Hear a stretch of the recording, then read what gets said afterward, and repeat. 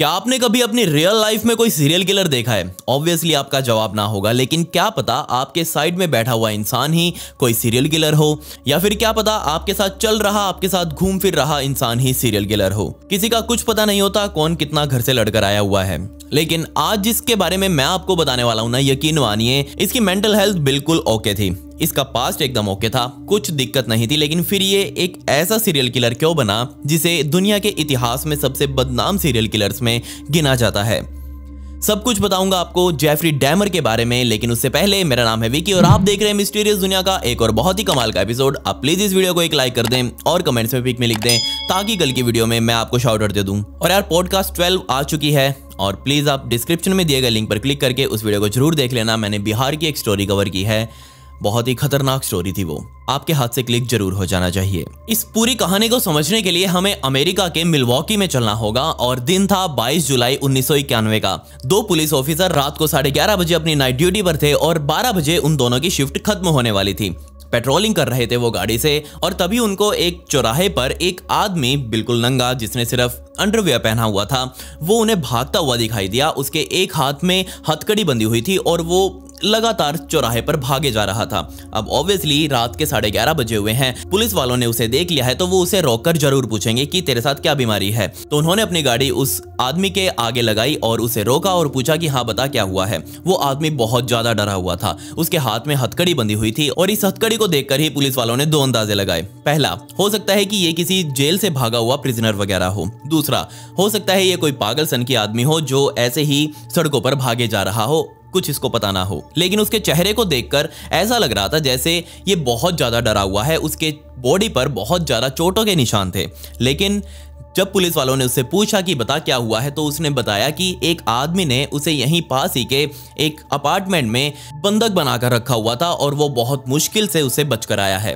अब वैसे तो आधे घंटे बाद पुलिस वालों की जो ड्यूटी थी वो खत्म होने वाली थी, लेकिन अब यहाँ पर उन्होंने सोचा कि क्यों ना आधा घंटा है तो यहाँ जाकर इसको देख लिया जाए, इस आदमी की भी मदद हो जाएगी, देख लेते हैं कितना सच बोल रहा है। जिसके बाद सबसे पहले तो इन पुलिस वालों ने अपनी ही चाबियों से उस हथकड़ी को खोला और उसे अपने साथ गाड़ी में बैठाया और पूछा कि बता कहाँ चलना है। तो उसने बताया कि आप मेरे साथ 25th नॉर्थ स्ट्रीट का जो एरिया है उसके अंदर 924 नंबर अपार्टमेंट है, उसमें लेकर चलिए मुझे, मैं आपको दिखाता हूँ कि वहाँ क्या चल रहा है। पुलिस वालों को उम्मीद थी कि उस अपार्टमेंट में उन्हें कुछ नहीं मिलेगा और उन्हें किसी ज्यादा भसड़ में पड़ना नहीं पड़ेगा। उनको जल्दी अपनी शिफ्ट खत्म करके घर भी जाना था, लेकिन उन्हें यह नहीं पता था कि वो अब जिससे मिलने वाले हैं वो दुनिया के इतिहास का सबसे बदनाम सीरियल किलर्स होने वाला है। और उन्हें यह भी नहीं पता था कि जल्दी ही वो आदमी मिस्टीरियस दुनिया की एक स्टोरी में भी कवर किया जाएगा। खैर, अब पुलिस वाले उस आदमी को लेकर अपनी गाड़ी के साथ उस 924th एवेन्यू में पहुंच चुके थे और उस 924th एवेन्यू के अंदर कमरा नंबर 213 था, जिसके अंदर ये आदमी अब क्लेम कर रहा था कि उसके अंदर उसे रखा गया था।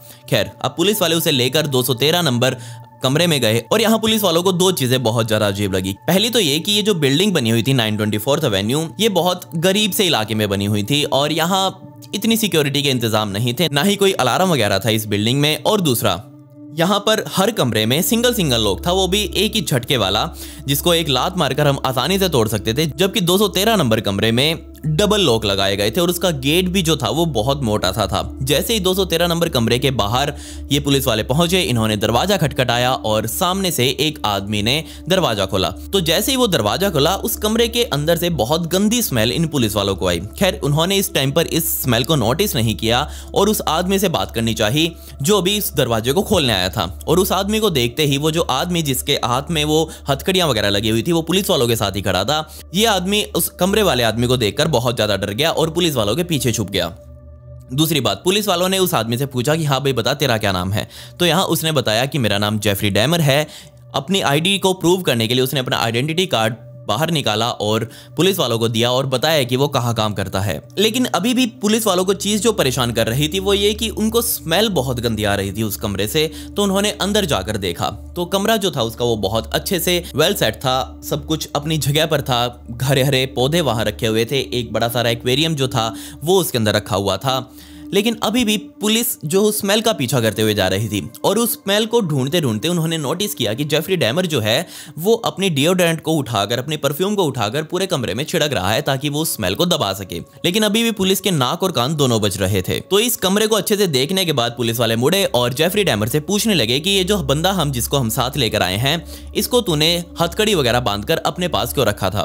तो उसने बहुत प्यार से जवाब दिया कि जनाब, मुझे ये सब करना अच्छा लगता है, मैं लोगों को ऐसे उठाता हूं और उन्हें ऐसे ही अपने पास बांध कर रखता हूं। ये वाली बात पुलिस वालों को अजीब नहीं लगी क्योंकि पूरे रूम में गेज के जो है पोस्टर्स लगे हुए थे। तो पुलिस वालों को लगा कि शायद हो सकता है कि ये जो जेफरी डैमर है ये थोड़ा सा कुरकुरा टाइप का हो और इसका इंटरेस्ट जो है वो लड़कों में हो। तो यहाँ पुलिस को लगा कि जरूरी अपनी इच्छाओं को पूरा करने के लिए ये ऐसे लड़कों को उठाता होगा और उनके साथ मजे करता होगा, सिंपल। लेकिन नहीं, अब पीछे वाला जो आदमी, जिस आदमी को पुलिस पकड़ कर लेकर आई थी अपने साथ, वो बोला जनाब ये इतना ही नहीं करता, इसने मेरा कान काट कर खाने की कोशिश करी है। आप इससे पूछिए कि इसको मेरे कान में ऐसा क्या मजा आ रहा था जो एक काट कर उसको खाने की कोशिश कर रहा था। इसके अलावा पुलिस अब यहाँ से अपना काम निपटा कर जाने की कोशिश में ही थी कि उन्होंने सोचा कि जाते जाते ये जो बंदा जिसे हम अपने साथ लेकर आए हैं, इसकी हथकड़ी की चाबी तो कम से कम ले ही लें, इसकी हथकड़ी तो खोल ही दें इस आदमी से लेकर चाबी। तो यहाँ पुलिस ने जेफरी डैमर से कहा कि ठीक है, इसकी चाबी दो हमें, हम इसकी हथकड़ी जो है वो खोल देते हैं। तो यहाँ जेफरी ने पुलिस को बताया कि वो जो चाबी है वो मेरे बेडरूम में रखी हुई है। तो ये बात सुनकर पुलिस वाले भी हैरान हो गए और पूछा कि अच्छा, इस कमरे के अलावा भी कोई कमरा है? तो उसने कहा कि जनाब हाँ बिल्कुल है, मेरा बराबर में ही बेडरूम है, आप जाकर वहां पर बेड के साइड में रखी हुई चाबी को उठा सकते हैं और इसकी हथकड़ी खोल सकते हैं। तो दोनों में से एक पुलिस वाला उस बेडरूम में गया और बेडरूम के अंदर जाते ही उसका दिल दहल गया। क्योंकि सबसे पहले तो जो बेड वहां पर रखा हुआ था उसके ऊपर खून के निशान पड़े हुए थे।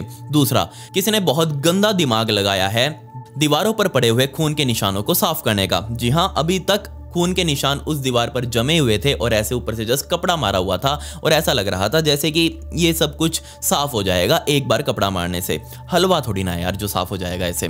खैर, पुलिस वाला अब उन चीजों को ध्यान नोटिस करते हुए साइड में उसे एक ड्रम दिखा जो केमिकल टाइप का कुछ लग रहा था, जिसके बाद पुलिस वालों ने उस ड्रम पर भी ध्यान नहीं दिया और जस्ट वहां गया, बेड के सिरहाने पर पड़ी हुई इस चाबी को उठाया और बेड के सिरहाने के नीचे जो ड्रॉर था, आपको पता ही होगा कि बेड के सिरहाना जो साइड में होता है, साइड टेबल होती है, उसके से नीचे ड्रॉर भी होते हैं। तो पुलिस ने सोचा कि क्यों ना इस ड्रॉर को भी खोल कर देखा जाए। तो उस पुलिस वाले ने ड्रॉर को खोला और उसके अंदर उस पुलिस वाले को कुछ फोटोज मिली, पोलराइड फोटोज जो थी उस टाइम पर हुआ करती थी, नेगेटिव वाली, आपको पता ही होगा, और उनको डेवलप किया जाता था जिसके बाद वो ब्लैक एंड व्हाइट फोटो निकल कर सामने आती थी। और ये फोटोज यकीन मानिए दुनिया के इतिहास की सबसे दिल दहला देने वाली फोटोज आज भी मानी जाती हैं। क्योंकि पुलिस वाले ने उसमें कुछ ऐसा देख लिया था जिससे उसकी रूह कांप गई। मैं आपको बता दूं कि उन फोटोज में इंसानों के बॉडी पार्ट्स को काट काट कर दिखाया गया था, मतलब कि हर एक फोटो में अलग इंसान का बॉडी पार्ट था। किसी में किसी व्यक्ति का सिर काटा गया था, उसके ऊपर गोल्ड पेंट किया गया था ताकि वो एक सिर जैसा ना लगे, लेकिन बहुत गंदा आर्ट प्रोजेक्ट था क्योंकि वो साफ पहचाना जा रहा था कि वो एक आदमी का सिर है। इसके अलावा एक फोटो में तो एक आदमी का जिंदा दिल उसकी छाती को पाड़कर दिखाया गया था कि ये देखो उसका दिल है, और साफ दिख रहा था कि वो शरीर के अंदर अभी भी रखा हुआ है, बस धड़क नहीं रहा था क्योंकि वो एक वीडियो नहीं थी। इसके अलावा एक आदमी को बाथ टब के अंदर ऐसे मार कर लिटाया गया था, वो भी उल्टा, जैसे कि मेरा सिर पीछे और बाथ टब के अंदर घुसा हुआ है और जस्ट उसका जो पूरा शरीर था वो चीरा हुआ था उस फोटो में। सारी फोटोज देखने के बाद वो पुलिस वाला वापस उस बेडरूम से बाहर निकला और मेन जो लिविंग हॉल था उसके अंदर आया, और जो दूसरा पुलिस वाला जो अभी उस जेफरी डैमर उस आदमी के साथ ही खड़ा था वहीं पर, वो पुलिस वाला उस पहले पुलिस वाले को देखता है जो बेडरूम के अंदर गया था और उसकी हालत को देखकर वो भी दंग रह जाता है क्योंकि उसके होश उड़े हुए थे। वो बहुत ज़्यादा डरा हुआ था क्योंकि अंदर गए हुए पुलिस वाले को सबसे ज़्यादा ये चीज़ डरा रही थी कि ये जो सारी फोटोज़ उसने अभी देखी हैं वो सारी की सारी फोटोज़ उसी बेडरूम में क्लिक की गई हैं जिस बेडरूम में उसे फोटोज मिली थी। वो बहुत ज़्यादा डरा हुआ था। वो बाहर आया, दूसरे पुलिस वाले ने उसे देखा और पूछा कि बता क्या हुआ। तो उसने कहा कि सबसे पहले तो जेफरी डैमर को हथकड़ियाँ लगाओ, और दूसरा, यहाँ सिर्फ एक मर्डर नहीं हुआ है बल्कि ये तो कुछ और ही भसड़ यहाँ मची हुई है जिसे अब हमें सुलझाना है। जिसके बाद दोनों पुलिस वालों ने उस जेफरी डैमर को वहीं पर हथकड़ियों से बांध दिया और जो दूसरा आदमी वहीं खड़ा था उसने अब इशारा किया कि प्लीज़ आप इसके फ्रिज को जाकर चेक करिए। तो जैसे ही पुलिस वाले उस फ्रिज को चेक करने के लिए गए, उस फ्रिज के अंदर आम सा सामान पड़ा था, कुछ खास नहीं था। ऊपर जूस थे, नीचे केचप वगैरह थी और सब्जियां वगैरह पड़ी हुई थी और सबसे नीचे एक टोकरी में एक इंसानी सिर रखा हुआ था, पूरा कटा हुआ, आंखें उसकी बंद थी और लंबे लंबे बाल थे। ये देखकर पुलिस वाले दंग रह गए कि ये क्या अंदर रखा हुआ है। और सबसे ज़्यादा डर उन्हें तब लगा जब उन्हें पता लगा कि ये जो जूस वगैरह ऊपर रखे हुए हैं, ये जो केचप वगैरह रखी हुई है, ये सारा कुछ इंसानी खून से, इंसानी मांस से बना हुआ था।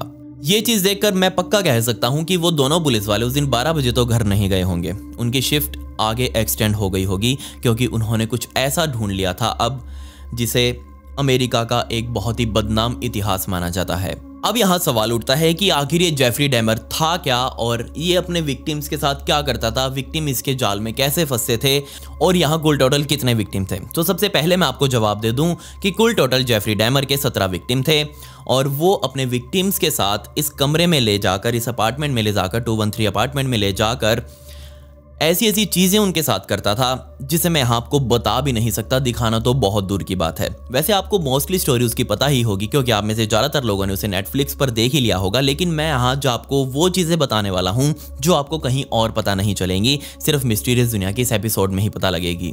तो यहाँ अब हमें इस जेफरी डैमर को समझने के लिए इसके पास्ट में जाना पड़ेगा। और जैसा कि मैंने आपको इतने सारे सीरियल किलर्स की कहानी सुनाई है, तो आपको यहाँ अंदाज़ा हो गया होगा कि हर सीरियल किलर का एक बुरा पास्ट रहता है।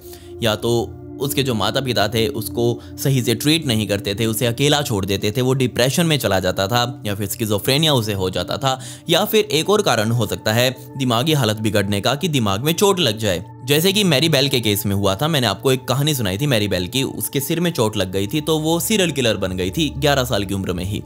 तो यहाँ ये कुछ कारण होते हैं एक सीरियल किलर को सीरियल किलर बनाने में, लेकिन यहाँ सब कुछ उल्टा था जेफरी डैमर के केस में। क्यों? क्योंकि उसका परिवार अच्छा था, पैसों की कोई कमी नहीं थी और उसके दिमाग में भी कोई चोट नहीं लगी थी। तो फिर ये आदमी इतना बड़ा बवाल कैसे बन गया? तो यहाँ मैं आपको सबसे पहले बता दूं कि उसके माता पिता के बीच में हमेशा अनबन रहती थी और जैसे ही जेफरी डैमर पैदा हुआ उसकी माता डिप्रेशन में जाने लगी, एंशियस होने लगी, उसको हमेशा अजीब सा फील होता रहता था। यहाँ जेफरी डैमर के पिता ने ही बताया कि जब जेफरी पैदा हुआ था तो उसकी माँ हमेशा बेड पर ऐसे पड़ी रहती थी जैसे उसे किसी ने बेड पर पड़े रहने की सजा दी हो। हमेशा उसके पैर जो थे वो वाइब्रेट करते रहते थे, उसके मुंह से अजीब सा जो पदार्थ था वो बाहर निकलता रहता था और अपने वो सारे काम बेड पर ही किया करती थी, इंक्लूडिंग वॉशरूम्स ऑल्सो। अब ये सब देखकर, सारा दिन अपने माँ बाप की लड़ाई देखकर ये जो लड़का था जेफरी डैमर, ये बहुत परेशान रहने लगा क्योंकि उसे ना ही माँ का प्यार मिल रहा था ना ही बाप का मिल रहा था, वो हमेशा अकेला रहता था। यहाँ उसने अपनी टीचर को भी जाकर बताया कि उसे अकेला रहना पसंद नहीं है और यही परेशानी अगर उसके टीचर पहले सुन लेती या फिर उसके माता पिता पहले समझ लेते तो इसका आज इतिहास इतना बुरा नहीं होता और आज मैं ये वीडियो नहीं बना रहा होता। लेकिन नहीं, किसी ने नहीं सुना, किसी ने नोटिस नहीं किया और फिर ये बड़ा हुआ और यही अकेला ना रहने वाली बात इसके माइंड में बैठी हुई थी और अब इसने पुलिस को बताया कि मैं अकेला नहीं रह सकता और मुझे साथ में सुलाने के लिए कोई ना कोई जरूर चाहिए है। तो इसने अपने साथ सुलाने के लिए ही सिर्फ 17 लोगों को टपका डाला। 16 साल की उम्र में ही उसने स्कूल में रहते हुए ही अपने ड्रामे दिखाने शुरू कर दिए थे। उसको जस्ट अटेंशन चाहिए थी लोगों से कि उसको कोई नोटिस करे, कोई उसके साथ रहे, 24 घंटे उसका साथ दे, उसको देखे, उसको जाने पहचाने।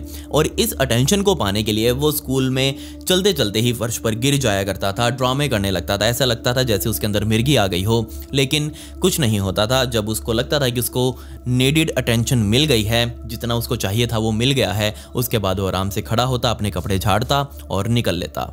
वो अटेंशन का कितना भूखा था इसका अंदाजा आप यहीं से लगा सकते हैं कि वो कई बार अपने शरीर पर चोट जैसे टैटूज बनवा कर आता था। ऐसा लगता था जैसे उसके शरीर पर चोट लगी हुई है और लोग उसे देखे सिंपैथी वगैरह दें, लेकिन बाद में पता चलता था कि अगले दिन तो वो उस टैटू को ही धो आया है और उसकी चोट वहां पर है ही नहीं।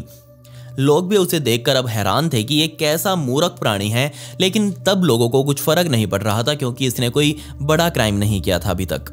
उसका दिमाग कितना सनक चुका था कि 17 साल की उम्र में उसने व्हाइट हाउस यानी कि जो अमेरिका के प्रेसिडेंट का जो ऑफिस होता है वहां पर फोन कर दिया और वहां की रिसेप्शनिस्ट से कहा कि वो एक ऐसा बंदा बोल रहा है जिसकी बात उनको जरूर सुननी चाहिए। अब रिसेप्शनिस्ट को लगा कि जरूर कोई आतंकवादी हो सकता है, तो उन्होंने सीधा उस कॉल को ट्रांसफर प्रेसिडेंट के पास किया। अब प्रेसिडेंट उस टाइम पर व्हाइट हाउस में मौजूद नहीं थे, लेकिन वाइस प्रेसिडेंट उस टाइम पर मौजूद थे। जिमी कार्टर वहाँ नहीं थे, लेकिन उनके जो वाइस प्रेसिडेंट थे वहाँ के उस टाइम पर, वो वहाँ मौजूद थे और उन्होंने उस फ़ोन को उठाया और पीछे से 17 साल का जेफरी उन्हें बोल रहा था कि मुझे आप सुनिए ध्यान से, क्योंकि मुझे मेरे क्लासमेट्स के साथ वाइट हाउस का टूर करना है। बताइए आप कब करा रहे हैं फिर उसका दर्शन? सोचकर देखिए, एक अमेरिका के वाइस प्रेसिडेंट के साथ एक 17 साल का लौंडा ऐसे मजाक कर रहा है। अब पुलिस ने उससे अपने एक इंटरव्यू में पूछा कि बता तूने सब कुछ शुरू कैसे किया? तो उसने बताया कि हमेशा से ही उसकी एक इच्छा रही है कि वो किसी एक सुंदर से दिखने वाले लड़के के साथ गाड़ी में कुछ अटपटा सा करे। अब वो पहले से ही कुरकुरा टाइप का था, तो उसने सोचा कि वो एक दिन गाड़ी लेकर निकलेगा और अगर कोई उससे लड़का लिफ्ट मांगेगा तो वो उसे ज़रूर देगा। और ऐसा हुआ भी। एक शाम जब वो गाड़ी से जा रहा था, एक लड़के ने उससे लिफ्ट मांगी। उसने अंदर से कुछ नहीं डाला हुआ था, मतलब कि ऊपर से एक जैकेट डाली हुई थी और उसका जो अंदरूनी शरीर था वो इस जेफरी डैमर नाम के कुरकुरे को अच्छा पसंद आ गया और उसने उसे लिफ्ट दी। और लिफ्ट देते ही बातें करनी स्टार्ट करी और बातें करते करते उसने कहा कि क्या तुम सुट्टा वगैरह फूकना चाहोगे मेरे साथ? तो उसने कहा ओके, हम फूक लेंगे। उसने कहा कि ठीक है, मेरा अपार्टमेंट पास में ही है, तो चलो वहाँ चलते हैं। तो ये उस आदमी को अपने 213 नंबर के अपार्टमेंट में लेकर आया और अंदर बैठकर दोनों ने नशे पते करने स्टार्ट किए, दारू वगैरह पी। अब वो तो बेचारा भंड हो चुका था, उसे तो कोई ध्यान ही नहीं था, लेकिन यहाँ जेफरी डैमर बिल्कुल नशे में नहीं था और उसने अपनी इच्छाएं पूरी करने की कोशिश करी इस लड़के के साथ। लेकिन ये लड़का भंड था पर कुरकुरा नहीं था। दिक्कत यही हुई और यहाँ जेफरी ने सीधा उसके ऊपर हाथ डालने की कोशिश करी, लेकिन यहाँ उसने मना कर दिया। मना करते ही जेफरी को गुस्सा आया। उसने अपना जो साइड में जिम का सामान रखा हुआ था उसमें से एक रॉड निकाले, उस रॉड से उस लड़के के ऊपर हमला कर दिया और उसे वहीं मार डाला। अब वो उसको जाने देना नहीं चाहता था और पास वो रहना नहीं चाहता था। अब इसीलिए यहाँ उसको मारना जरूरी था जेफरी डैमर के हिसाब से। जिसके बाद जेफरी डैमर से पूछा गया कि जब तुमने अपना फर्स्ट मर्डर किया तो तुम्हें कैसा लगा था? तो यहाँ जेफरी ने बताया कि वो बहुत ज़्यादा डर रहा था और उसे समझ नहीं आ रहा था कि वो क्या करे। तो अभी सोचने में ही कि उसे क्या करना चाहिए, उसने सबसे पहले उस मरे हुए लड़के के साथ ही संबंध बनाए और बढ़िया वाले संबंध बनाए। लेकिन अब संबंध बनाने के बाद उसका जब इच्छा खत्म हो चुकी थी तो उसने सोचा कि इस बॉडी को ठिकाने कैसे लगाया जाए। तो उसने उसके कई सारे पीसीज किए, अलग अलग बैग में डाले और अपनी गाड़ी में उन बैग्स को रखा और निकल पड़ा। अब यहाँ जेफरी डैमर को इस पहले क्राइम के बाद ही पकड़ लिया जाता बहुत आसानी से, क्योंकि इन बैग्स को लेकर जाते हुए जहाँ वो डंप करने के लिए लेकर जा रहा था इन्हें, बीच में उसे पुलिस ने रोका और कहा कि बता कहाँ जा रहा है रात को।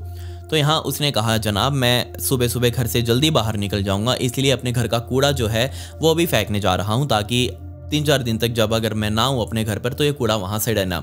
ये बहाना पुलिस वालों को इतना कन्विंसिंग लगा कि उन्होंने जेफरी डैमर की बात पर विश्वास कर लिया और उन्होंने उन बैग्स को चेक तक नहीं किया। अगर वो चेक कर लेते तो उसी टाइम पर जेफरी डैमर अरेस्ट हो जाता, लेकिन नहीं किया। और यहाँ जेफरी डैमर का अब जो मनोबल था वो बहुत ज़्यादा बढ़ चुका था, जिसके बाद उसने सोचा कि वो खुद को सुधारेगा और अपनी ज़िंदगी अच्छी बनाएगा। उसने अमेरिकन आर्मी में भी ज्वाइनिंग करी, लेकिन क्योंकि उसे दारू पीने की बहुत गंदी लत थी इसलिए आर्मी से भी उसे निकाल दिया गया। और वहाँ से निकलने के बाद उसने एक यूनिवर्सिटी में एडमिशन लिया और यूनिवर्सिटी में एडमिशन लेने के बाद उसने सोचा कि क्यों ना मैं लोगों के ऊपर एक्सपेरिमेंट करूँ।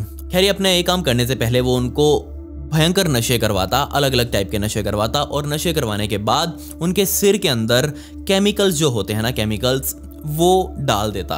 और उसको यहाँ यकीन था कि इन केमिकल्स के डलने के बाद ये जो आदमी है सामने, जो उसका विक्टिम है, वो ज़ॉम्बी बन जाएगा और वो इस ज़ॉम्बी के साथ पकड़ा पकड़ी खेलेगा। यहाँ उसको इन सब चीज़ों को करने में मज़ा भी आ रहा था। उसके खुद के ज़ॉम्बीज़ उसके अपार्टमेंट्स में मौजूद थे। यकीन मानिए वो लोगों के शरीर के अंदर ऐसे ऐसे केमिकल्स डाल रहा था जो उनके दिमाग को धीरे धीरे डेड करते जा रहे थे। लेकिन यहाँ एक ऐसा इंसिडेंट बना जब उनमें से एक ज़ॉम्बी जो था वो उस फ्लैट से, उसके जो अपार्टमेंट है 213, उससे भाग गया, जैसे कि वो आदमी भागा था जिसके बारे में मैंने आपको स्टार्टिंग में बताया था। अब ये भागते ही ये भी पुलिस वालों के पास गया और यहाँ पुलिस वालों को ये आदमी पागल लगा। इसके भागने की खबर जेफरी डैमर को लग चुकी थी, वो भी इसके पीछे पीछे भाग रहा था। तो यहाँ पुलिस वालों के पास पहुँचते ही उस आदमी ने बताया कि मेरे साथ ऐसा ऐसा किया है। वो शक्ल और हरकतों से पुलिस वालों को पागल रख रहा था। पीछे पीछे जेफरी आया और उसने कहा कि जनाब ये मेरा जो है ना छोटा भाई है और उसके साथ थोड़ी सी दिक्कत चल रही है, मेंटली ये स्टेबल नहीं है और मैं माफ़ी चाहता हूँ आपको इसने परेशान किया। वो उसे ऐसे अपने गले में डालकर वापस अपने साथ ले आया और वापस अंदर ले जाते ही उसने अपने अपार्टमेंट में फिर से उसके दिमाग के अंदर केमिकल्स डाल दिए, जिससे उसका दिमाग अब फिर से ज़ॉम्बी बन चुका था। अब आपको ये समझना पड़ेगा कि जेफरी डैमर का दिमाग सारा दिन इन्हीं चीजों में क्यों चलता रहता था। तो इसका जवाब है एक मूवी। जी हाँ, उसके कमरे में लगा हुआ टीवी सिर्फ एक ही मूवी उसे दिखाता था।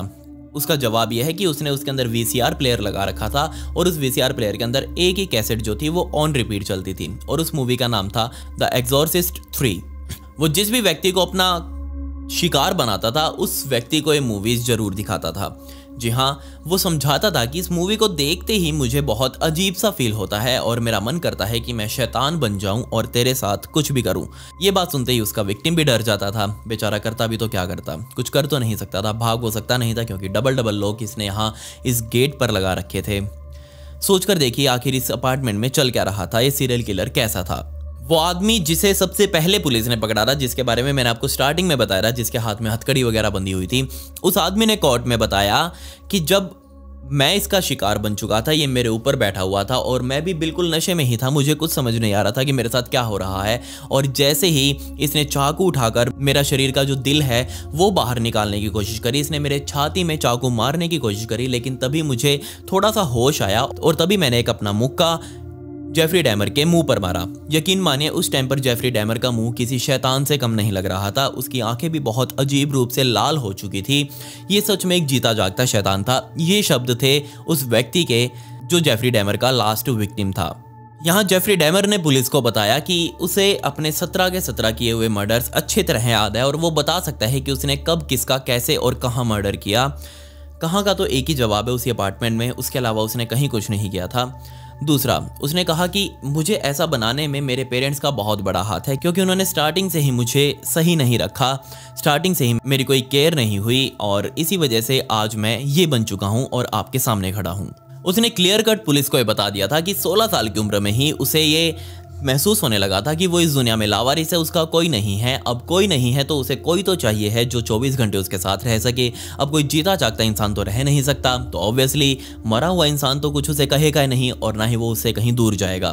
तो यहाँ उसने लोगों को मारना शुरू किया ताकि वो 24 घंटे उसके साथ रह सके। उसके अपार्टमेंट को भी दोबारा पुलिस द्वारा खंगाला गया और उसके अंदर से भी पुलिस को लाशों से निकाले गए बॉडी पार्ट्स मिले, किसी की किडनी, किसी का दिल, किसी के गुप्तांग वगैरह। सोचकर देखिए उसका जो अपार्टमेंट था वो क्या था। और वो जो स्मेल जिसके बारे में मैं स्टार्टिंग में बात कर रहा था, वो सारी स्मेल इन्हीं चीज़ों से आ रही थी जिसको वो दबाने की कोशिश कर रहा था, वो डिओड्रेंट वगैरह मारकर, लेकिन वो नाकाम रहा। उसको अपने किए की सज़ा देने के लिए सबसे पहले तो उसका कोर्ट ने मेडिकल टेस्ट करवाने के लिए कहा। मेडिकल टेस्ट में उसका साइकोलॉजिकल टेस्ट किया जाना था कि क्या ये बंदा ट्रायल में खड़े होने लायक है भी या नहीं, क्या ये सच में पागल है या फिर ये पागल होने का नाटक कर रहा है। तो यहाँ जो साइकोलॉजिकल डॉक्टर ने उसका 12 घंटे तक इंटरव्यू लिया, उसने बताया कि ये बंदा बिल्कुल ओके है, एकदम परफेक्ट कंडीशन में है, नॉर्मल इंसान की तरह। ये सारी बातों का लॉजिकली जवाब दे रहा है, प्रॉपरली बिहेव कर रहा है और ऐसा कुछ नहीं है जो इसे एक पागल बनाए। जिसके बाद इसका ट्रायल शुरू हुआ और कोर्ट ने इसे 15 बार आजीवन कारावास की सजा सुनाई, means 15 consecutive life terms in prison. यकीन मानिए उसने अपने किए हुए के सारे इतने बढ़िया डिटेल दिए जिसके बारे में आप सुनेंगे ना तो यकीन मानिए आपका दिल दहल जाएगा। उसके कई बार मैं इंटरव्यूज सुनता हूँ जो उसने पब्लिकली अगर पत्रकारों को दिए थे जो या फिर डॉक्टर्स को दिए थे, उन सभी की रिकॉर्डिंग जो है वो सोशल मीडिया पर पड़ी हुई है, बहुत आसानी से मिल जाती है। और जब भी मैं उसको सुनता हूँ ना तो यकीन मानिए मेरा दिमाग खराब हो जाता है कि ऐसा बंदा भी इस दुनिया में एग्जिस्ट करता है। उसकी सजा अब स्टार्ट हो चुकी थी और उसे जेल में बंद करके रखा गया, मिल्वॉकी की ही। वहां वो अकेला रहकर अब बुक्स वगैरह पढ़ने लगा और अपना टाइम पास करता। जिसके बाद उसने पुलिस वालों से रिक्वेस्ट करी कि मुझे ऐसे अकेला मत रखो, मुझे भी सभी जो कैदी बंद है उनके साथ ही छोड़ दो। और यहाँ उसने गलती कर दी। जी हाँ, जैसे ही पुलिस ने उसकी बात मानकर उसका जो सेल था वो शिफ्ट करके जनरल जो कैदी वहां पर बंद थे उनके बीच रखा, लेकिन यहाँ जनरल कैदियों को पता था कि ये बंदा कौन है और उसकी स्टोरी जो थी उन्होंने सुन रखी थी और यही स्टोरी सुनी थी वहीं पर बंद एक क्रिस्टोफर नाम के कैदी ने। और वो सीधा एक लोहे की राड लेकर जेफरी डैमर के सेल में घुसा और उसका वहीं पर मर्डर कर डाला। क्रिस्टोफर ने यहाँ बताया कि मुझे इसकी स्टोरी पता थी और जो इसने किया था वो बहुत गलत था और इसे किए की सज़ा देनी चाहिए थी। वैसे तो कानूनी रूप से ही इसे मौत की सज़ा सुनाई जानी चाहिए थी, लेकिन कानून ने नहीं सुनाई तो कोई बात नहीं, हम ही वो सज़ा इसको पूरी कर देंगे। हमने ही उसको वो सज़ा दे दी। यहाँ जो लास्ट इंटरव्यू जेफरी डैमर ने दिया था उसमें उसने बताया था कि मुझे किसी को मारना पसंद नहीं है, 17 मर्डर कर चुका है, लेकिन फिर भी कहा उसने कि मुझे किसी को मारना पसंद नहीं है, मैं जस्ट किसी को भी इसलिए मारता था ताकि वो मेरे कंट्रोल में आ जाए, क्योंकि मुझे नहीं पसंद कि कोई मेरी बात को टाले। और जिंदा होगा व्यक्ति तो ऑब्वियसली टालेगा, या तो उसे ज़ॉम्बी बना दो, बिल्कुल उसके कंट्रोल में रहे। अगर मैं कुछ भी कह दूँ कि यहाँ 24 घंटे खड़ा रहे तो वो खड़ा रहना चाहिए, वहाँ से हिलना नहीं चाहिए। जस्ट ये चीज़ चाहता था जेफरी डैमर कि जो भी उसके नीचे व्यक्ति हो वो उसके कंट्रोल में रहे, उसकी बात माने, उसकी बात को ना टालें, उसके आगे ना बोलें। और इन्हीं चीज़ों को पूरा करने के लिए, अपनी इन्हीं इच्छाओं के लिए वो लोगों को मारता था। बेशक ये बहुत ज़्यादा डिस्टर्बिंग वीडियो थी, मुझे पता है, बट जेफरी डैमर ये चीज़ डिज़र्व करता है। उसके ऊपर वीडियो बननी चाहिए थी, पहले ही बननी चाहिए थी, लेकिन अब ज़्यादा डिमांड उठ रही थी तो मैंने बनाई है। मैं सिर्फ इसलिए नहीं बना रहा था क्योंकि मुझे लग रहा था कि सभी को स्टोरी पता ही होगी, बट फिर भी मैं इसके अंदर से वो फैक्ट्स निकाल कर लेकर आया हूँ जो शायद आपने ना सुने हो। खैर, इस केस से जुड़ी हुई एक वीडियो है मेरे पास और उसको आज रात को मैं स्टोरी पर लगा दूंगा, तो प्लीज़ आप मुझे इंस्टाग्राम पर फॉलो जरूर कर लें। अगर आपको मुझसे वहाँ बात करनी हो तो भी मुझे वहाँ फॉलो कर सकते हैं, सिर्फ स्टोरीज़ के लिए ही मत करो यार। मुझे पता है वहाँ सिर्फ जो भी मैसेज करता है ना, मुझे ये कहता है कि स्टोरी स्टोरी स्टोरी। लगा दूंगा यार, उसकी टेंशन मत लो आप, बट मुझसे बातें वगैरह करनी हो तो भी वहाँ फॉलो कर लो। और फैक्ट से रिलेटेड जल्दी ही मैं वहाँ पर रील्स वगैरह डालने वाला हूँ, छोटे मोटे फैक्ट्स होंगे उसके अंदर जो आपके डेली लाइफ में आपको हैरान कर देंगे। मेरी इंस्टाग्राम आईडी ये है और इसका लिंक आपको डिस्क्रिप्शन में भी मिल जाएगा, तो प्लीज़ मुझे आप वहाँ फॉलो जरूर कर लें। और यार मिस्टीरियस दुनिया पॉडकास्ट चैनल को सब्सक्राइब करना बिल्कुल न भूलें, लिंक डिस्क्रिप्शन में उसका भी, वहाँ भी मुझे जरूर फॉलो कर लें। कल वहाँ पर मैंने एक बहुत ही खतरनाक स्टोरी डाली थी। खैर, पिछली वीडियो का शाउट आउट अतुल शोको and comment pick me to get a shout out in next video. आपको वीडियो कैसी लगी कमेंट्स वो भी बता दें। मिलते हैं अगली वीडियो में। ये वीडियो देखने के लिए धन्यवाद।